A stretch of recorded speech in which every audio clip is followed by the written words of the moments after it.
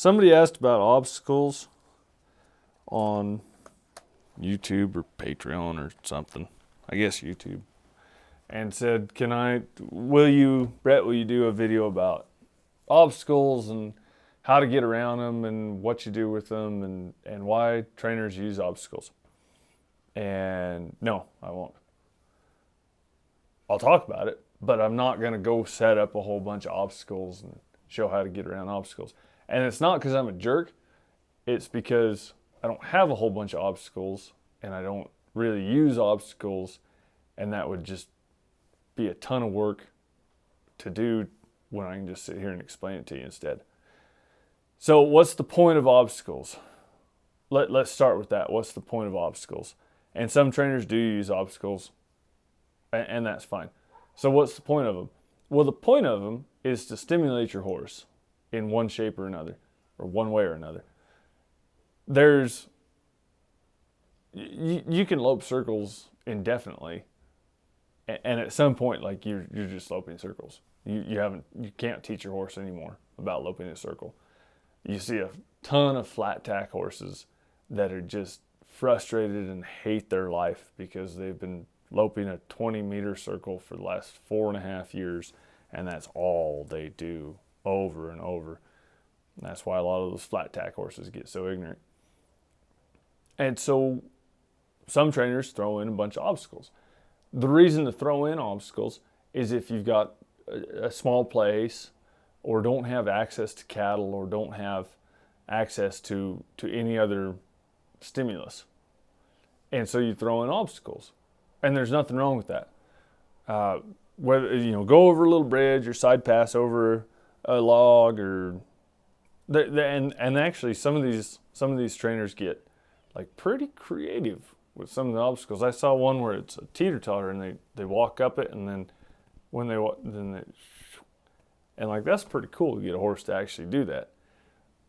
But the whole point is for the horse to have something that they can understand. Okay, this is what these exercises mean.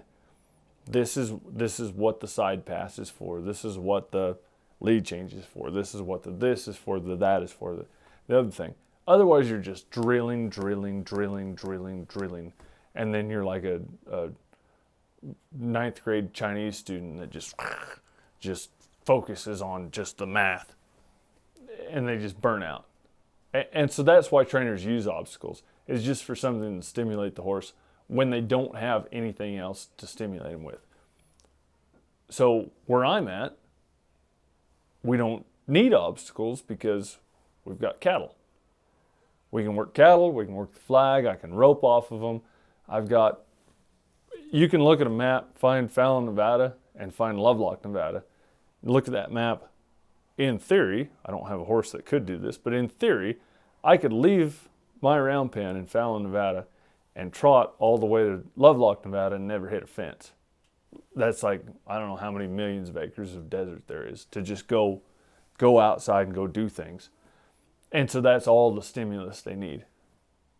Again, we've got cattle. We can work cattle. We can rope cattle. We've got the flag, which is sort of like the closest thing to an obstacle in the working cow horse world that you get to. But those are the things that we use instead of obstacles. But obstacles work the same way. If you've got a jump that's built like a dragon and there's air blowing and fluttery stuff and a midget with a wand, I don't know. You can build these obstacles to be whatever you want. That's all just stimulus for the horse, for them to understand this is what this particular maneuver is for. So they get it. So that's that. That's why trainers use obstacles. That's why I don't use obstacles. I don't need them. And so I'm not going to set up a whole bunch of obstacles and get a video for whoever asked. I'm sorry about that. Now, how do we get around obstacles? Okay, now that's a really important question, because whether it's the flying dragon with the midget and a stick, which is kind of intriguing to me actually, or the teeter-totter, or working a cow or working a flag or just going across the desert, whatever the case may be, those are all obstacles, and how do we get around them? Now that's an important part. So getting around these obstacles has a lot less to do with the obstacle and has a whole lot more to do with the horse maneuvering properly. So I'll give a real simple example. Years ago when we were in Florida, as you'd come out of the barn, go down the driveway, and then we could hit a dirt road and trot these colts down the road. There was a bank of mailboxes right there. And every horse in the universe was scared of that bank of mailboxes. I don't know why. It was just the way it was set up, the way it was there. It just didn't look right to a horse. All of them. And like broke horses that had seen a bunch of the world, they were like, whatever, that's more human nonsense. They didn't. But colts, all of them, they were all scared of it. So I just ignored it. That's how I got around it. I just completely ignored that bank of mailboxes and got them to just go around and get down there. And then here, now we're out on the road. Now we long trot. That's the whole point of this ride. And there was another guy there one day, and he watched me do that. And he says, well, what I do, I work that horse around and make him work and make him confront that obstacle and confront that spook. And so obstacles and spooks, we can think of them the same way. So when you're dealing with spooks in your horse, think of it the same way as how I'm talking. I make him confront that spook and go up there and work him until he'll go and put his nose right on it. And I said, that's the dumbest thing I've ever heard in my life. Well, why? And I said, well, because all I did was just confirm to him that is indeed scary. He's scared of that mailbox, and so I'm going to work him and whip on him and kick on him and pull on him and do this and that and the other thing until he goes up and puts his nose on it. I've just put pressure and pressure and pressure and pressure on this colt until he'll finally go up and put his nose on that. I just confirmed that it was scary. He was right. He thought it was scary, and I said, yeah, you're right. And here's what's scary about it, is that I get excited. Well, I said, no, that's silly. I just ignore those mailboxes. The only thing I'm worried about when that colt spooks that mailbox is that he's ignoring my cues. I want him to go forward and turn, and as it was turn right. I want you to go forward and turn right. I want impulsion and a right-hand turn. And so that's all I care about, is if you ignore my cue, now then we're going to get scary. Then I'm going to build in my energy, and I'm going to do some things, and but I don't care about those mailboxes. I don't care if you're scared about mailboxes. Be as scared as you want to be, but listen to me. Still listen to me. I don't care how scared you are, but still stay in my hands, go forward and turn right. Well, you do that 2 or 3 times, and it was 2 or 3 times doing that little deal. And then those mailboxes, they just, whatever, mailboxes. Not a big deal. They were no longer scared of the mailboxes. They just did their work.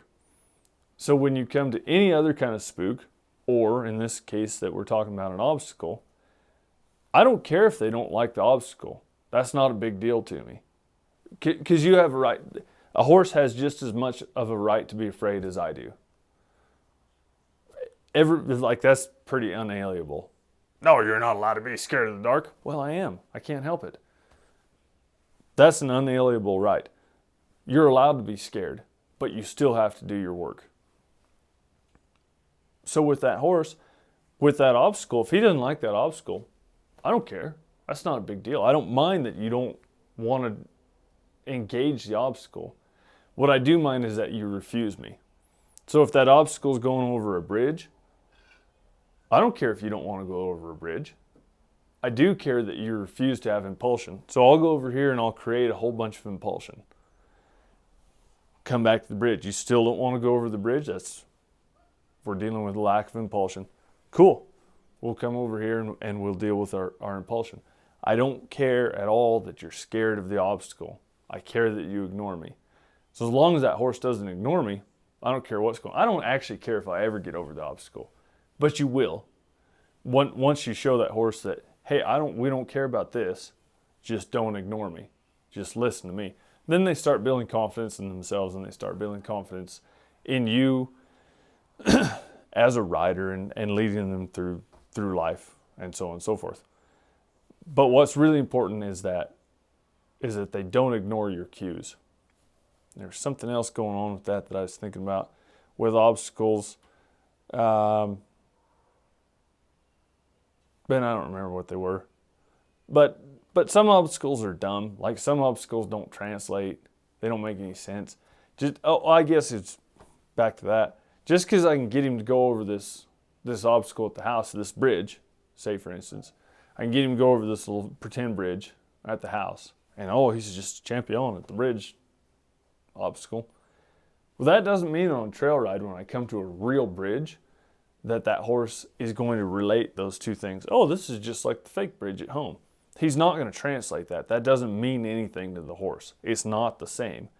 But what is the same is that I do not ignore my rider.